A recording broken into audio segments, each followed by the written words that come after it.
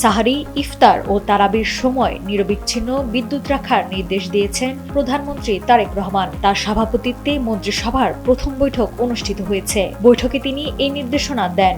প্রধানমন্ত্রীর এই নির্দেশের মূল লক্ষ্য হল রমজানে মানুষের ধর্মীয় ইবাদত যেন স্বাচ্ছন্দ্যে সম্পন্ন হয়। এছাড়া ইমাম ও মুয়াজ্জিনদের সম্মানী ভাতা দেওয়ার পরিকল্পনা নিয়েও মন্ত্রিসভায় আলোচনা করেন প্রধানমন্ত্রী তারেক রহমান। বৈঠকে আলোচনা হয় রমজানকে কেন্দ্র করে দ্রব্যমূল্য স্বাভাবিক রাখতে তৎপর থাকবে সরকার এবং স্ব মন্ত্রণালয়ে যারা দায়িত্বে আছেন তারা যেন যেকোনো ধরনের প্রভাব এবং স্বজনপ্রীতির ঊর্ধ্বে গিয়ে কাজ করেন।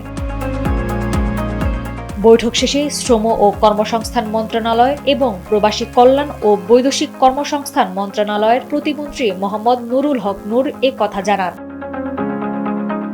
রমজান মাসে নিরবিচ্ছিন্ন বিদ্যুৎ সরবরাহ নিশ্চিতকরণে প্রধানমন্ত্রীর সাম্প্রতিক নির্দেশনাটি মূলত জনস্বার্থ এবং ধর্মীয় অনুভূতির প্রতি গভীর সম্মানের প্রতিফলন বলছেন অনেকেই।